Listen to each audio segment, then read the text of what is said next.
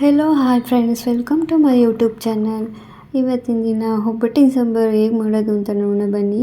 ನಾವೆಲ್ಲರೂ ಮನೆಯಲ್ಲಿ ಒಬ್ಬಟ್ಟನ್ನು ಮಾಡ್ತಾಯಿರ್ತೀವಿ. ಪ್ರತಿಯೊಂದು ಹಬ್ಬಕ್ಕೂ ನಾವು ಒಬ್ಬಟ್ಟನ್ನ ಮನೆಯಲ್ಲಿ ಮಾಡ್ತಾಯಿರ್ತೀವಿ. ಪ್ರತಿಯೊಂದು ಫಂಕ್ಷನ್ಗೂ ಒಬ್ಬಟ್ಟನ್ನು ಮಾಡ್ತಿರ್ತೀವಿ.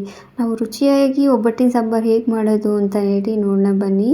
ಅದಕ್ಕೆ ನಾನು ಒಂದು 6 ಬ್ಯಾಡಗೆ ಮೆಣಸಿನ್ಕಾಯಿನ ತಗೊಂಡಿದ್ದೀನಿ, ಒಂದು 6 ಖಾರದ ಮೆಣಸಿನ್ಕಾಯಿ, ಹಾಗೆ 2 ಗೆಡ್ಡೆ ಈರುಳ್ಳಿನ ಹಚ್ಕೊಂಡು ತಗೊಂಡಿದ್ದೀನಿ, 1 ಗೆಡ್ಡೆ ಬೆಳ್ಳುಳ್ಳಿನ ತಗೊಂಡಿದ್ದೀನಿ, ಸ್ವಲ್ಪ ಕೊತ್ತಂಬರಿ ಸೊಪ್ಪು, ಕರಿಬೇವಿನ ಸೊಪ್ಪು, ಜೀರಿಗೆ, ಒಂದು 6 ಮೆಣಸು, ಕಾಯಿ ತುರಿ, ಗಸಗಸೆ, ಕಡಲೆ ಇಷ್ಟನ್ನು ತಗೊಂಡಿದ್ದೀನಿ. ಜೊತೆಗೆ ನೆನೆಸಿರೋಂಥ ಹುಣಸೆ ಹಣ್ಣನ್ನು ತಗೊಂಡಿದ್ದೀನಿ. ಈಗ ಸ್ಟವ್ ಮೇಲೆ ಒಂದು ಬಾಣಲಿ ಇಟ್ಟು ಸ್ವಲ್ಪ ಎಣ್ಣೆನ ಹಾಕ್ಕೊತಾ ಇದ್ದೀನಿ. ಈಗ ತಗೊಂಡಿರೋ ಅಂಥ ಐಟಮ್ನೆಲ್ಲ ನಾವು ಎಣ್ಣೆಯಲ್ಲಿ ಫ್ರೈ ಮಾಡ್ಕೋಬೇಕು. ಈಗ ಮೊದಲಿಗೆ ನಾನು ಈರುಳ್ಳಿನ ಹಾಕ್ತಾಯಿದ್ದೀನಿ. ಈರುಳ್ಳಿ ಸ್ವಲ್ಪ ಹಸಿ ವಾಸನೆ ಹೋಗೋವರೆಗೂ ನಾವು ಎಣ್ಣೆಯಲ್ಲಿ ಫ್ರೈ ಮಾಡ್ಕೋಬೇಕು. ಈಗ ಸ್ವಲ್ಪ ಬೆಳ್ಳುಳ್ಳಿನ ಹಾಕ್ತಾಯಿದ್ದೀನಿ. ಇನ್ನು ಮಿಕ್ಕಿರೋ ಬೆಳ್ಳುಳ್ಳಿ ರುಬ್ಬೋದಕ್ಕೆ ಹಾಕ್ಕೊತೀನಿ. ಈಗ ಇದಕ್ಕೆ ಒಂದು 6 ಮೆಣಸನ್ನು ಸೇರಿಸ್ತಾ ಇದ್ದೀನಿ.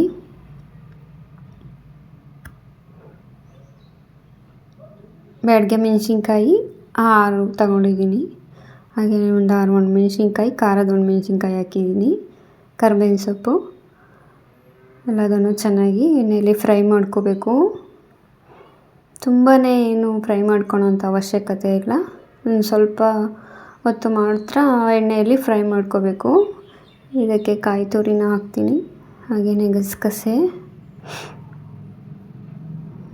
ಹಾಗೆಯೇ ಜೀರಿಗೆನ ಹಾಕ್ತಾಯಿದ್ದೀನಿ. ಎಲ್ಲದನ್ನು ನಾವು ಎಣ್ಣೆಯಲ್ಲಿ ಸ್ವಲ್ಪ ಹೊತ್ತು ಫ್ರೈ ಮಾಡ್ಕೊಳ್ಳೋಣ.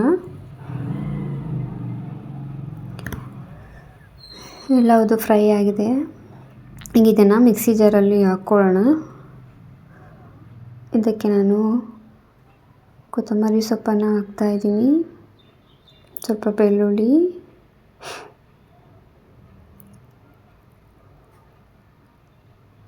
ಒಂದು ಸ್ವಲ್ಪ ಕಡಲೆ, ಹಾಗೆಯೇ ನೆನೆಸಿದ್ದೀವಲ್ಲ ಹುಣಸೆಹಣ್ಣು, ಅದನ್ನು ಸೇರಿಸ್ತಾ ಇದ್ದೀನಿ. ಸ್ವಲ್ಪ ನೀರು ಹಾಕ್ಕೊಂಡು ರುಬ್ಕೊತಾ ಇದ್ದೀನಿ.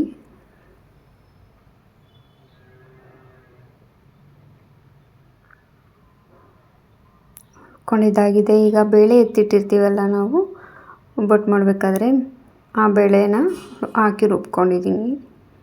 ಈಗ ಒಂದು ತಪ್ಪಲೆಗೆ ರುಬ್ಕೊಂಡಿರೋಂಥ ಮಸಾಲೆನ ಹಾಕ್ತಾಯಿದ್ದೀನಿ. ಬೇಳೆ ಬೇಯಿಸಿರ್ತೀವಲ್ಲ ನೀರು, ಅದೇ ನೀರನ್ನು ಈ ಸಾಂಬಾರು ಮಾಡೋದಕ್ಕೆ ಬಳಸ್ತಾ ಇದ್ದೀವಿ.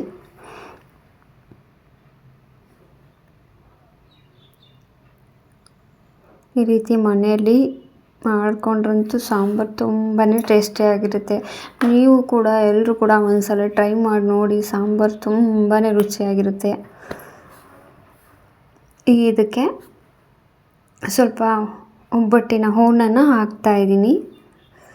ಹೂರಣ ಹಾಕೋದ್ರಿಂದ ಸಾಂಬಾರು ತುಂಬಾ ರುಚಿ ಕೊಡುತ್ತೆ, ತುಂಬಾ ಚೆನ್ನಾಗಿರುತ್ತೆ. ಮತ್ತೆ ಊಟ ಮಾಡಬೇಕು ಅಂತ ಅನ್ನಿಸ್ತಾ ಇರುತ್ತೆ. ಹೀಗೆ ಇದಕ್ಕೆ ಒಗ್ಗರಣೆ ಮಾಡೋಣ. ಒಂದು ಪಾತ್ರೆ ಇಟ್ಟು ಅದಕ್ಕೆ ಸ್ವಲ್ಪ ಎಣ್ಣೆನ ಹಾಕ್ತಾಯಿದ್ದೀನಿ. ಅದಕ್ಕೆ ಸ್ವಲ್ಪ ಸಾಸಿವೆನ ಸೇರಿಸ್ತಾ ಇದ್ದೀನಿ, ಕರಿಬೇವಿನ ಸೊಪ್ಪು, ಎಣ್ಣೆ ಸಿಡ್ತಾಗಿದೆ. ಈಗ ಕರಿಬೇವಿನ ಸೊಪ್ಪನ್ನು ಹಾಕ್ತೀನಿ. ಈರುಳ್ಳಿ ಎಲ್ಲ ಸ್ವಲ್ಪ ಹೊತ್ತು ಫ್ರೈ ಮಾಡ್ಕೊಳ್ಳೋಣ.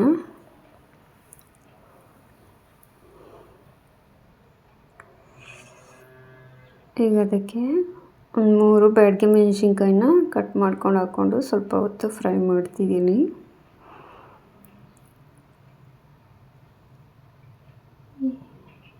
ಈಗ ಇದನ್ನು ನಾವು ಸಾಂಬಾರಿಗೆ ಸೇರಿಸೋಣ.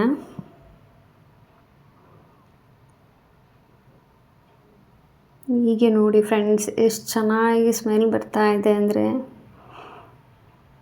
ಸಾಂಬಾರು ತುಂಬಾ ರುಚಿಯಾಗಿರುತ್ತೆ. ಇದು ನೀವು ಮಾಡಿ ನೋಡಿ ಮನೆಯಲ್ಲಿ, ಮತ್ತೆ ಇದೇ ಥರ ಮಾಡ್ಕೊಂಡು ಊಟ ಮಾಡಬೇಕು ಅಂತ ಅನ್ನಿಸ್ತಾ ಇರುತ್ತೆ. ತುಂಬಾ ಸಖತ್ತಾಗಿರುತ್ತೆ ಟೇಸ್ಟ್ ಮಾತ್ರ.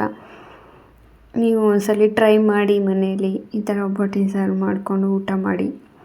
ನೋಡಿದ್ರಲ್ಲ ಫ್ರೆಂಡ್ಸ್, ಎಷ್ಟು ಈಸಿಯಾಗಿ ನಾವು ಒಬ್ಬಟ್ಟು ಸಾಂಬಾರು ಮಾಡ್ಬೋದು ಅಂತ. ಮತ್ತೊಂದು ಒಳ್ಳೆ ರೆಸಿಪಿ ಜೊತೆ ನಾನು ನಿಮ್ಮನ್ನು ಮುಂದಿನ ವಿಡಿಯೋದಲ್ಲಿ ಭೇಟಿ ಮಾಡ್ತೀನಿ.